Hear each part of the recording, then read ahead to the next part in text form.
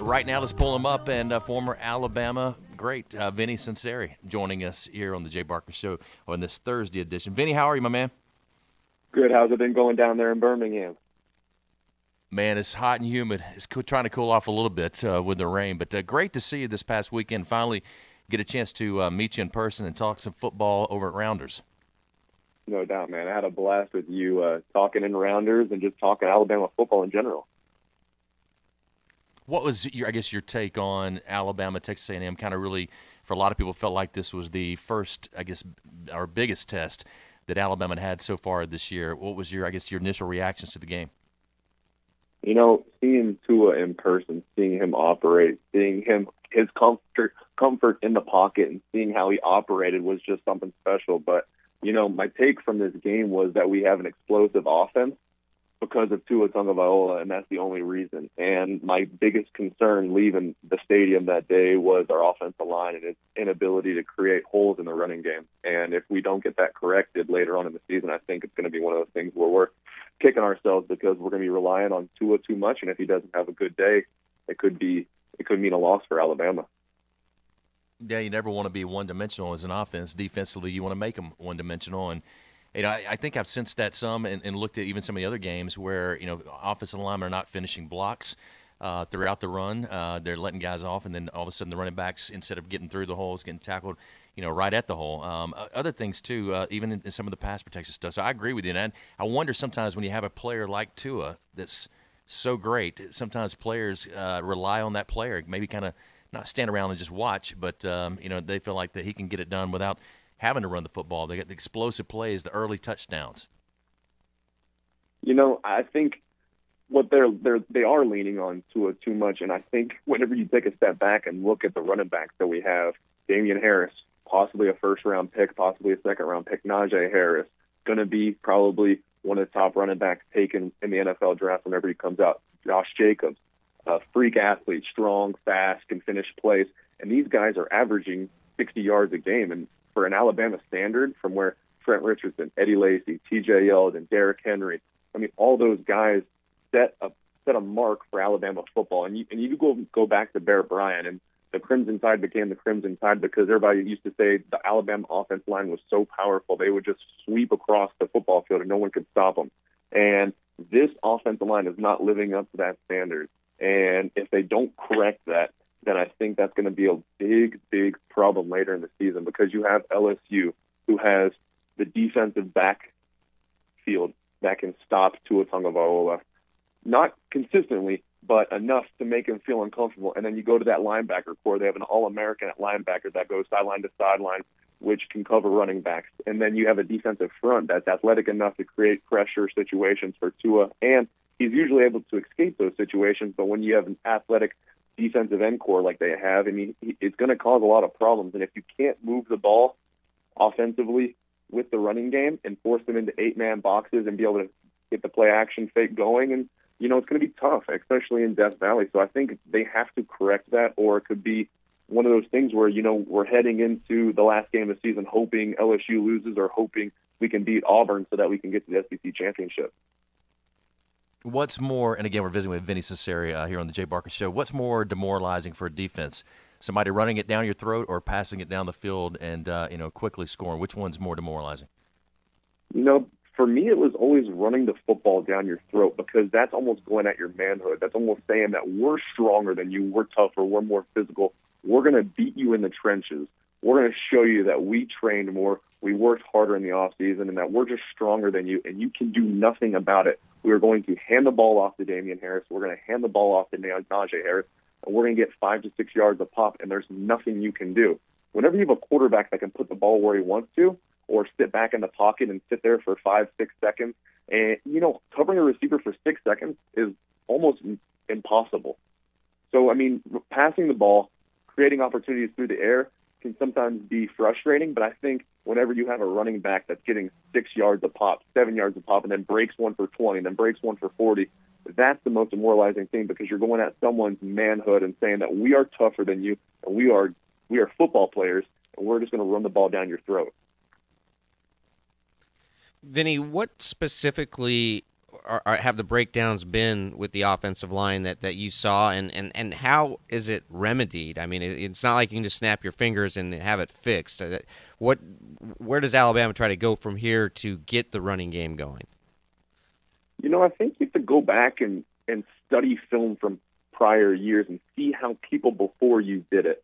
Ryan Kelly, that offensive line from 2015 that had Derrick Henry in the backfield, that Alabama offensive line from 2012, where that first drive when we played Notre Dame in Miami, we ran the ball, I think, 7 times on that drive, and literally we're saying we're going at Manti Te'o. We are going at Tuitt at that defensive line position. We're just going to be better than you. We've worked harder in the offseason, and after the SEC championship, leading up to the national championship, we worked harder. We're in better condition, and we want it more than you. That's what it comes down to. And I look at this offense line. I just don't see that nastiness. I don't see that tenacity that we had in prior years. And if you want to be able to run the football, you have to have a little bit of a chip on your shoulder and say that we're going to be tougher than you. And another team that I think might give us a little bit of a problem, and they didn't really live up to it against Kentucky, but Mississippi State, their offense and defensive lines are very, very, very impressive. And if you can't run the ball against Mississippi State and they're able to create pressure and get the hand in the face of Tua, that's another game that could be a little bit of a problem for Alabama. If you were a defensive coordinator going against this Alabama offense, how would you attack Tua? Both either with pressure or coverage. What would you do to try to minimize his impact? I do a lot of man-match quarters coverage, and I would say, you know what? I'm going to take the ball out of Tua's hands, and I'm going to give you the option to run the ball. We're going to be in 6-man boxes. We're going to be in 7-man boxes. We're not going to create 8-man fronts. We're going to say, all right, we're going to take away this quarterback, and we're going to give you the opportunity to try and run the football to the gas. We're going to try and give you the opportunity to run powers, because so far you haven't shown me that you can run the power and get 6 yards a pop. I'll give you 2 yards a pop. Well, guess what? That's 3rd and 6. That's not going to get it done.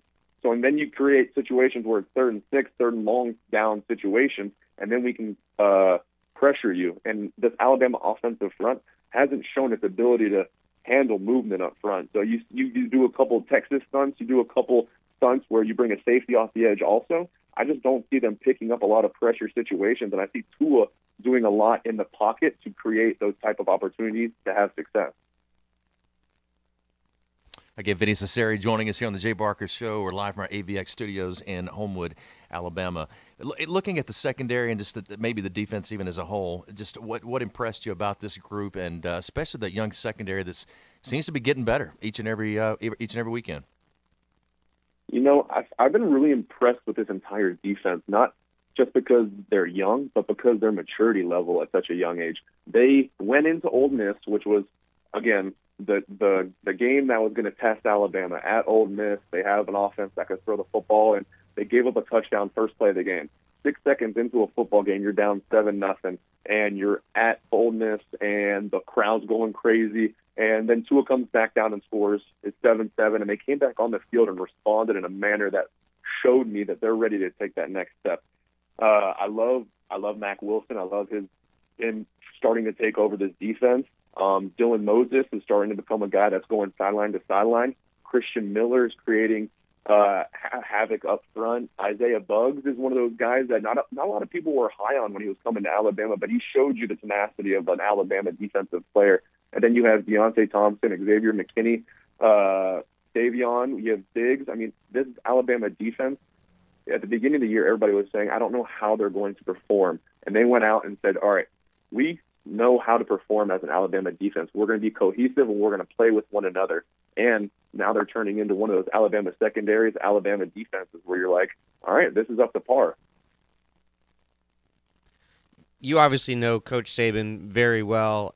Jay and I were talking this afternoon about how long Coach Saban's going to keep going, keep doing this. It certainly seems like his internal furnace is still at full blast, and he's as fiery as ever. But what do you think? How long do you think he'll keep coaching? That's tough to say, because the only person that can truly answer that question is Nick Saban.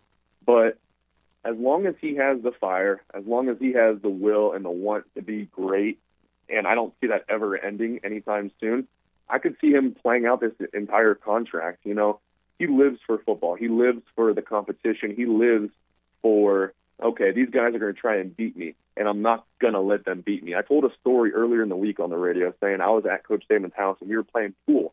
And at one point, I was beating him, and he was getting really angry because he was missing shots. He wasn't playing as well as he could, and that just describes Coach Saban. He is one of those perfectionists that at every single instance, every single situation, he wants to be the best and has to be the best, and that's what makes him such a great football coach.